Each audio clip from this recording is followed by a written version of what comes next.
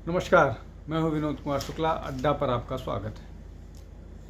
महाराष्ट्र के चुनाव जोर शोर पर हैं। नॉमिनेशन की तारीख भी ख़त्म हो गई है और नॉमिनेशन वापसी 4 तारीख को है। उसके बाद चुनाव और जोर पकड़ लेंगे।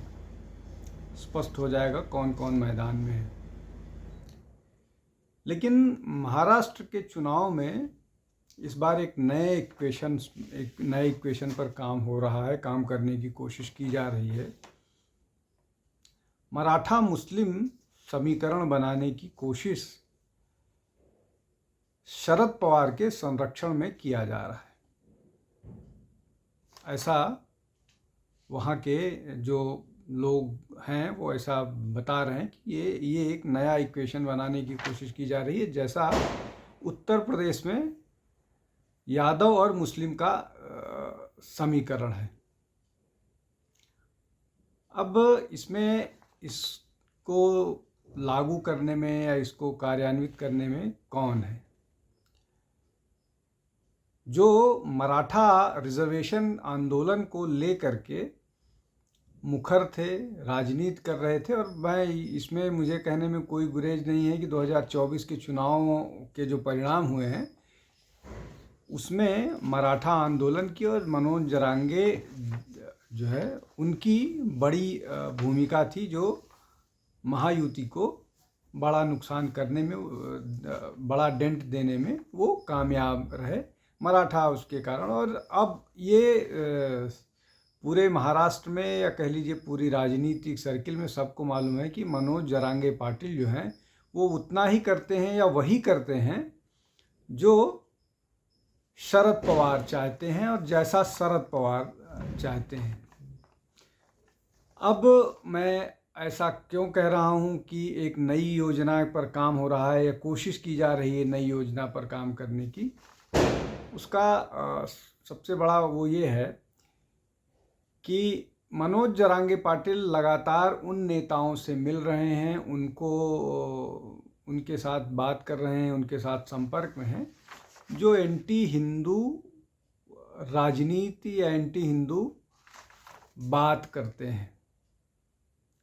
मनोज जरांगे पाटिल लगातार शिवाजी महाराज की बात करते रहे हैं, शिवाजी महाराज की जयकार लगा करके, और शिवाजी की राजनीति मतलब शिवाजी की बात पर अपने आप को आगे बढ़ने की बात कर रहे थे, मराठा प्राइड की बात करते रहे। अब वो जो है मुस्लिम नेताओं में भी जो एंटी हिंदू मुस्लिम नेता है उनसे हॉबनॉबिंग कर रहे हैं, उनके साथ लगातार संपर्क में हैं और एक इस तरह का एक्सिस बनाने की कोशिश कर रहे हैं, जैसा पिछले चुनाव के समय मराठा रिजर्वेशन को लेकर के एक माहौल बनाया था कि मराठाओं को रिजर्वेशन न दे करके उनको उनके लोगों को जो विकास की प्रक्रिया है उससे दूर रखे जाने की कोशिश कर रही हैं। हालांकि बाद में उस पर बहुत सारी चीज़ें बदली और अभी भी बदल रही हैं, तो ऐसा लग रहा है कि उसका तोड़ या उसका काट ये है। अब मराठा जो मनोज जरांगे पाटिल हैं, विशेष रूप से 2 आंदोलनों में, जिसमें एक मराठा रिजर्वेशन और किसान आंदोलन को लेकर के जो किसानों का विरोध आंदोलन था, उसमें ज़्यादा सक्रिय नज़र आए और हमेशा मराठा स्वाभिमान, मराठा अभिमान, शिवाजी महाराज इसकी बात करते रहे हैं।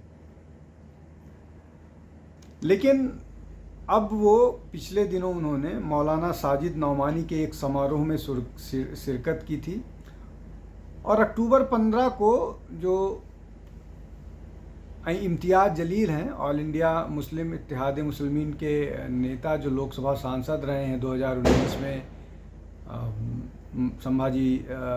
छत्रपति संभाजी महाराज नगर से, जो पहले औरंगाबाद था, वहाँ से वो सांसद भी रहे हैं, लेकिन वो भी हिंदुओं के खिलाफ लगातार बयानबाजी करते रहे हैं।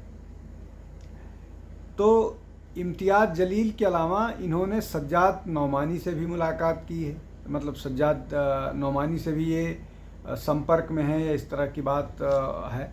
अब इसमें सज्जाद नौमानी हो या मौलाना सज्जाद नौमानी हो या इम्तियाज़ जलील हो, इन दोनों की जो बातें हैं वो ज़्यादातर एंटी हिंदू रही हैं, और हमेशा जब भी इनको मौका मिला है इन्होंने उस तरह की बात की। जैसे अभी कुछ दिनों पहले इन्होंने एक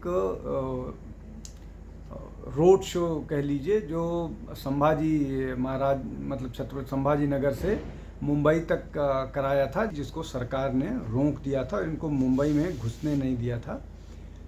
तो ये एक इम्तियाज़ जलील के बारे में वो है। इसके अलावा इम्तियाज़ जलील ने एक रैली में हिंदुओं को कुत्ता तक कह दिया था। इसके अलावा और एक मसले में जिसमें उनके खिलाफ एफआईआर भी हुई थी, वो भी एंटी हिंदू उनका कैंपेन था। इसके अलावा इन्होंने कई मामले में जब इस तरह की बात आती है तो ब्लास्फेमी लॉ की बात की कि भारत में ब्लास्फेमी लॉ, ईश निंदा कानून बनाए जाने की बात ये हमेशा से करते रहें, और सार्वजनिक फांसी शरिया के कानूनों के हिसाब से सार्वजनिक फांसी दिए जाने की बात करते रहे हैं। और बावजूद इसके कि कोर्ट ने ये फैसला कर दिया है कि जो भगवान राम मंदिर का जन्म स्थान है वो वही सब तरह से ऐतिहासिक दृष्टि से जो प्रमाण हैं सारे, खुदाई, इन सब को अगर देखा जाए तो वही राम जन्मभूमि स्थान है, और वहाँ हिंदुओं को वो जगह दे दी गई और वहाँ पर मंदिर बन गया। उसके बावजूद लगातार, चाहे ये खुद हों चाहे इनके नेता हों, वो लगातार वहाँ पर ये कहते रहे हैं कि ये जो बाबरी मस्जिद है वो ताक़यामत बाबरी मस्जिद रहेगी, जबकि वो एक डिस्प्यूटेड स्ट्रक्चर था जिस पर सुप्रीम कोर्ट की रूलिंग आ गई और वो स्थान हिंदुओं को दे दिया गया, और वहाँ पर अब भव्य मंदिर बन करके उसकी प्राण प्रतिष्ठा हो गई है और लोग लगातार दर्शन कर रहे हैं जनवरी 2024 से। तो उसके बावजूद इसको ये स्वीकार करने के लिए नहीं तैयार हैं। तो ये इस तरह के नेता हैं, और इनसे मनोज जरांगे पाटिल मिल रहे हैं। अब दूसरे नेता की बात करते हैं, सज्जाद, जो हिंदू मुस्लिम क्लैरिक हैं, सज्जाद नोमानी की। वो उनको उनकी पूरी आइडेंटिटी ही यही है कि वो हिंदुओं के खिलाफ बयानबाजी करते हैं, और एक भगवा लव ट्रैप का जो कॉन्सेप्ट है वो मौलाना सज्जाद नोमानी का ही दिया हुआ है। और उन्होंने एक इस तरह का बड़ा दावा किया था कि लगभग 8 लाख मुस्लिम लड़कियां जो हैं वो हिंदुओं से शादी करके वो उनका वो दीन के रास्ते से भटक गई हैं।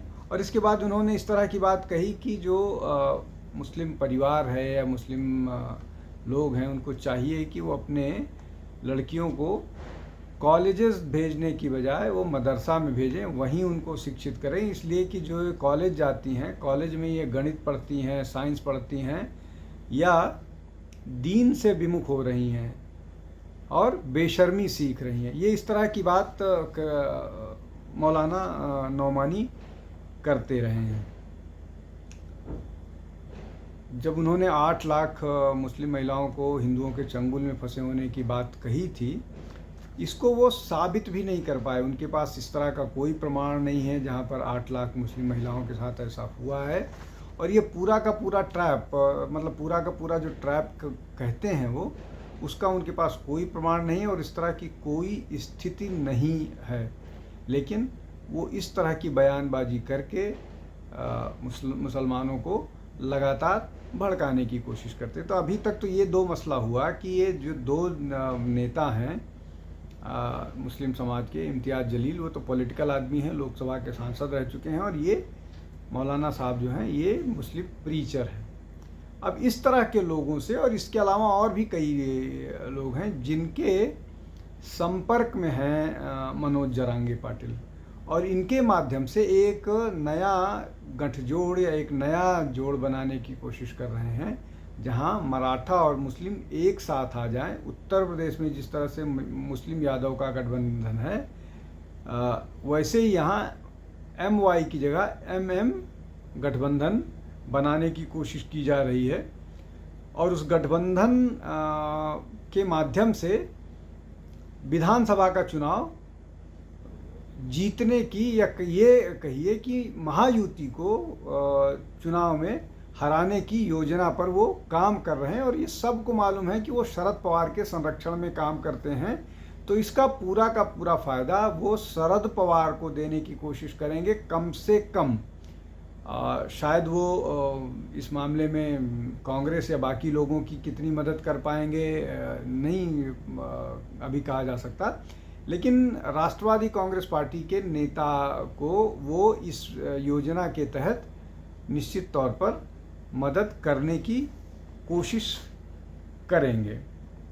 अब महाराष्ट्र में जो मराठा पॉपुलेशन है वो मोस्टली एग्रेरियन पॉपुलेशन है। लगभग मतलब जो ऑफिशियल डाटा जो जिस आधार पर 10% रिजर्वेशन दिया गया है, उस रिपोर्ट के आधार पर महाराष्ट्र में लगभग 28% मराठा हैं, जबकि अदरवाइज ऐसा बोला जाता है कि उनकी मराठा पॉपुलेशन महाराष्ट्र में लगभग 30 से 32% के आसपास है। तो मान के चलिए कि लगभग 30 के आसपास या 28 से 30 के बीच में, 28 से 32 के बीच में कहीं मराठा पॉपुलेशन है।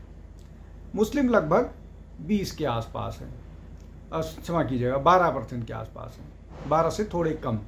तो अगर ये 28 और 12 का कॉम्बिनेशन जोड़ते हैं तो लगभग 40% वोटर हो जाते हैं।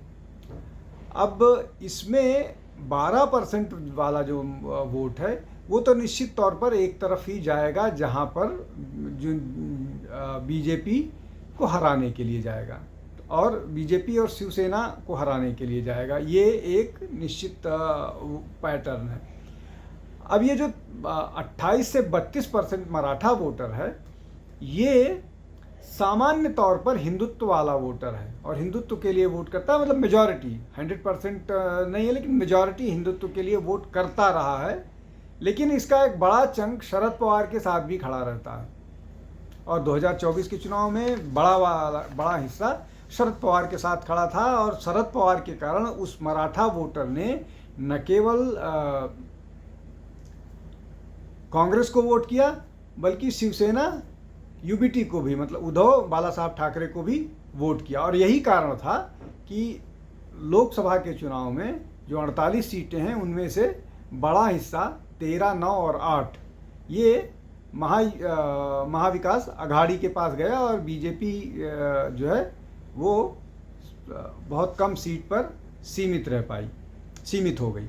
तो ये एक स्थिति है। और अभी जो योजना है, उस योजना को ज़मीन पर इम्प्लीमेंट करने का काम मनोज जरांगे पाटिल का है और वो लगातार इस तरह की मुहिम में लगे हुए हैं कि किसी भी तरह से मराठा और